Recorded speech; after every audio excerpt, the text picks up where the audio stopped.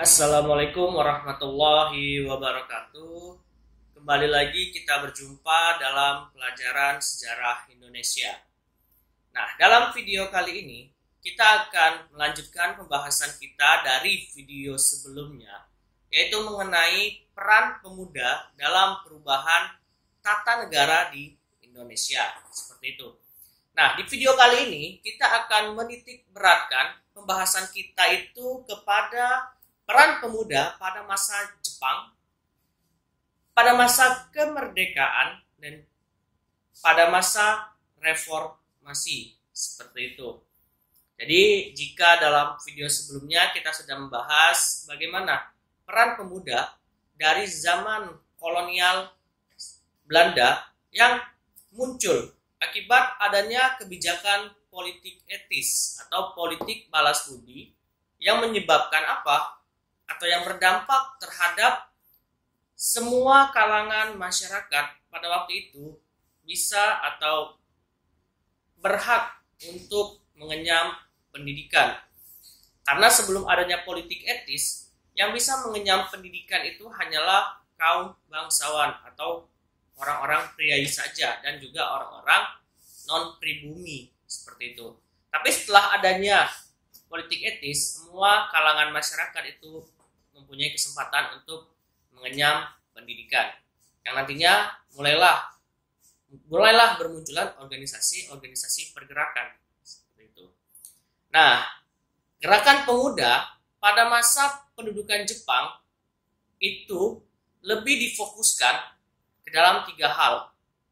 Tiga hal. Yang pertama, gerakan organisasi pemuda yang bersifat militer dan semi militer.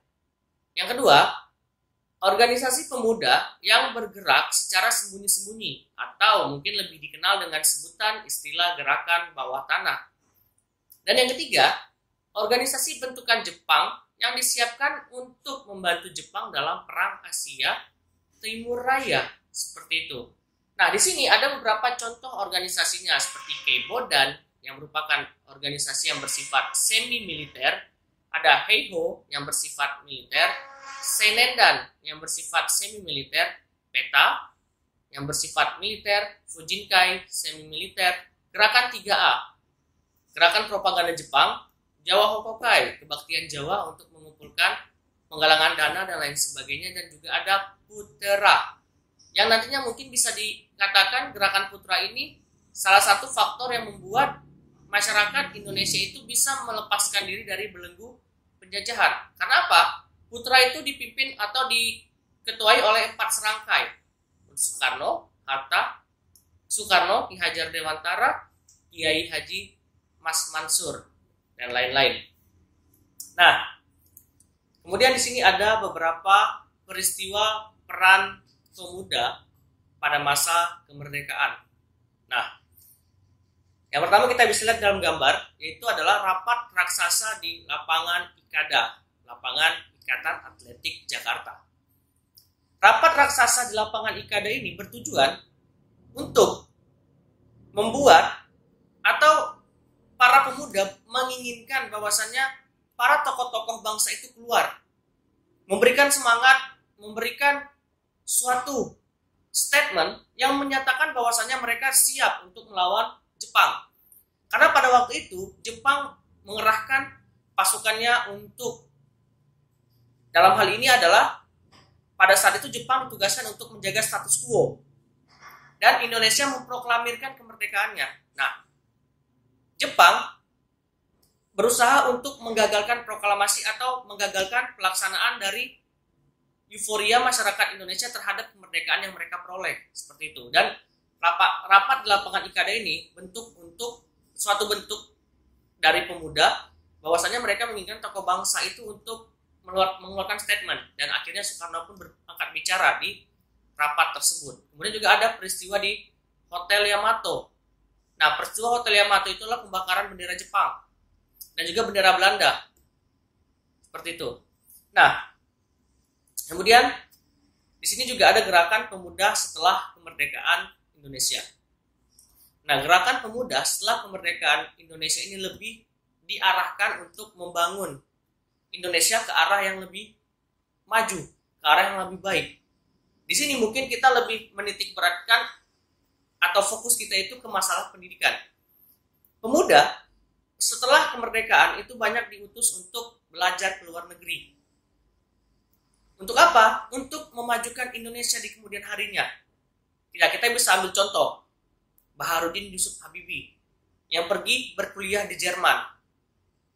Bahkan dalam cuplikan film Habibie Ainun, situ dijelaskan bahwasanya Soekarno pernah terbang ke Aachen dan menjanjikan kepada para pemuda Indonesia yang berkuliah di sana untuk pulang ke Indonesia dan mereka akan atau pemerintah akan mengapresiasi segala bentuk kegiatan yang akan para pemuda atau para mahasiswa yang akan lakukan di Indonesia.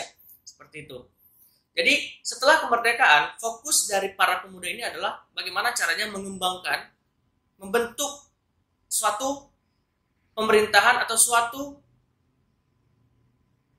karya untuk bangsanya sendiri, seperti itu. Jadi lebih ke arah pendidikan. Kemudian di sini juga ada pada tahun 1966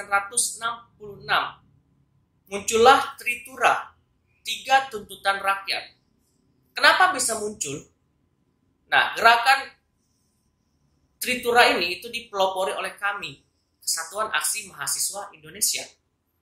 Nah, Tritura muncul setelah terjadinya peristiwa naas di tahun 1965 yang mungkin kita sama-sama ketahui bahwasanya pada tahun tersebut terjadi kudeta yang akan dilakukan oleh PKI dengan sebutan Gerakan 30 September 1965.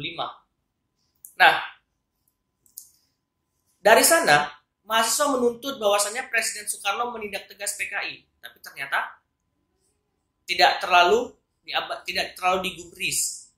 Nah, di sini muncul sebuah istilah KAP Gestapo, Kesatuan Aksi Penggayangan Kontra Revolusi, Gerakan 30 September. Seperti itu. Nah, di sini mahasiswa itu sudah berpikir lebih intelek, bahwasanya kalau misalnya tetap dipertahankan seperti ini bentuk pemerintahan, maka akan menjadi bumerang bagi pemerintah itu sendiri. Jadi di sini mahasiswa menuntut agar presiden melakukan apa yang seharusnya mereka lakukan. Ya, dengan cara menghukum seberat-beratnya oknum PKI yang terlibat dalam peristiwa G30S65 tadi. Tapi ternyata Soekarno tidak menggubris. Dan hasilnya apa? Muncullah ini gerakan demonstrasi mahasiswa yang nantinya melengsarkan kepemimpinan Presiden Soekarno pada waktu itu. Di mana pada waktu itu masyarakat sudah lagi tidak percaya terhadap pemerintah. Dan nama Soekarno pun sudah menjadi dalam tanda kutip menjadi buruk di dalam masyarakat. Dan nama Soeharto itu melambung tinggi. Karena apa? Karena super semar yang diberikan oleh Presiden Soekarno kepada Soeharto itu berhasil dilaksanakan dengan baik. Sehingga nama Soeharto itu mulai dielu-elukan oleh masyarakat. Nah, di sini pada 12 Januari 1966 kami bersama rakyat beserta Front Pancasila dengan kesatuan aksi lainnya mendatangi DPR GR mengajukan Tritura yang berisi yang pertama, pembubaran Partai Komunis Indonesia. Yang kedua, pembersihan kabinet dari unsur-unsur G30S dan PKI. Dan yang terakhir, penurunan harga pangan. Karena pada waktu itu bisa dikatakan terjadi inflasi yang cukup tinggi yang mengakibatkan perekonomian Indonesia pada waktu itu sangat memburuk. Dan di sini perlu adanya suatu solusi bagi masyarakat. Dan solusi tersebut harus diberikan secara cepat supaya masyarakat bisa melanjutkan hidupnya pada waktu itu. Nah, gerakan yang dilakukan oleh kami tadi ternyata berhasil melengsarkan kepemimpinan Presiden Soekarno pada waktu itu. Nah, kemudian gerakan pemuda pada saat reformasi. Nah, ini juga yang mungkin agak sedikit lebih ekstrim ya. Di mana gerakan pemuda pada masa reformasi ini bisa dikatakan gerakan yang sudah bersifat lebih intelektual.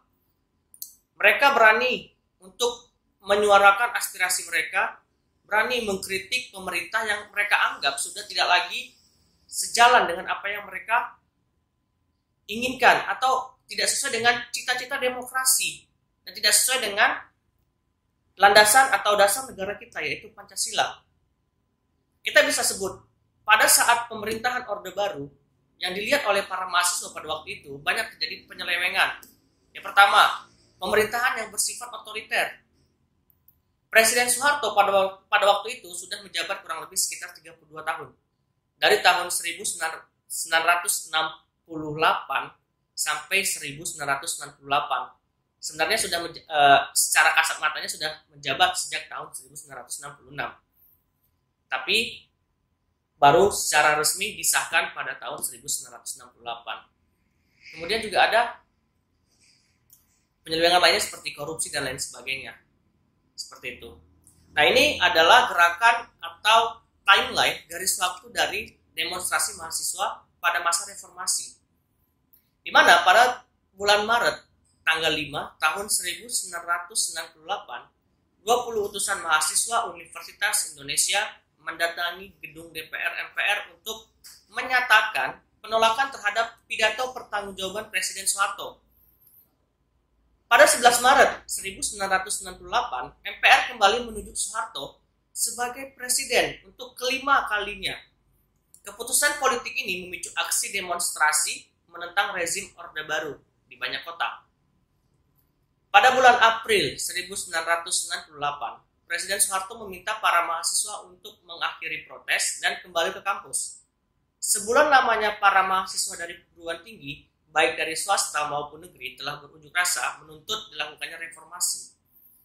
Nah, di sini kita bisa lihat bahwasannya demonstrasi yang mahasiswa lakukan itu sesuai atau merupakan sebuah bentuk dari kritikan terhadap pemerintah pada waktu itu, di mana mereka menilai, mereka mengamati, mereka menganalisis ada yang salah dengan pemerintahan Orde Baru menjelang akhir kemundurannya atau menjelang akhir dari masa kepemimpinannya.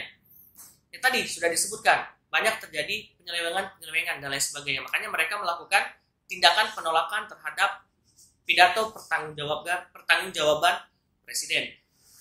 Nah, lanjut pada bulan Mei 1998, Presiden Soeharto berangkat ke Kairo untuk menghadiri pertemuan konferensi tingkat tinggi G15. Hal ini menjadi lawatan terakhirnya ke luar negeri sebagai Presiden Republik Indonesia. Nah, pada tanggal 12 Mei 1998 terjadi penembakan oleh tentara terhadap 4 mahasiswa Trisakti yang kemudian dikenal dengan nama tragedi Trisakti. Seperti itu. Tanggal 13 Mei para mahasiswa mendorong perubahan melalui agenda reformasi dan berhasil menduduki gedung DPR MPR. Itu bentuk dari kekesalan atau kekecewaan mereka terhadap pemerintah yang melakukan tindakan kriminal, tindakan anarkis terhadap para mahasiswa, di mana para mahasiswa dari Trisakti itu tewas terbunuh pada peristiwa itu. Nah, dan pada akhirnya pada tanggal 21 Mei 1998, Presiden Soeharto menyatakan berhenti dari jabatannya sebagai presiden dan menyerahkan kekuasaannya kepada Wakil Presiden Baharudin Yusuf Habibie. Seperti itu. Nah, kita bisa lihat di gambar. Ini merupakan ilustrasi dari demonstrasi mahasiswa menuntut agenda reformasi. Mereka berhasil menduduki gedung DPR MPR setelah rekan-rekan mereka dari Universitas Trisakti menjadi korban. Apabila sejarah bisa berubah jika tidak ada penembakan terhadap mahasiswa Trisakti, bisa saja nanti akan ada terjadi lobbying dan demonstrasi mahasiswa pada saat itu pun bisa berakhir. Seperti itu. Sama seperti kejadian demonstrasi mahasiswa yang baru terjadi beberapa waktu yang lalu. Bisa diredam dengan cara lobbying. Tapi ini karena ada rekan mereka yang tewas tertembak oleh oknum tentara pada waktu itu menyulut api emosi dari tiap para mahasiswa yang berangkat ke sana untuk semakin kuat keinginannya untuk menjatuhkan atau menurunkan kepemimpinan Presiden Soeharto, dan mereka berhasil. Nah, foto berikutnya adalah ilustrasi dari 4 orang mahasiswa yang menjadi korban dalam peristiwa Trisakti bulan Mei 1998. Seperti itu. Oke, video kali ini kita cukupkan sekian. Sampai jumpa kembali di video-video kita berikutnya yang masih akan membahas mengenai seputar sejarah Indonesia dan juga sejarah peminatan. Jika ada yang ingin ditanyakan atau ada hal yang kurang jelas, bisa kita sama-sama diskusikan di bawah di kolom komentar seperti itu. Akhir kata, saya tutup video kali ini. Tetap semangat, selalu menjaga kesehatan, dan salam Historia.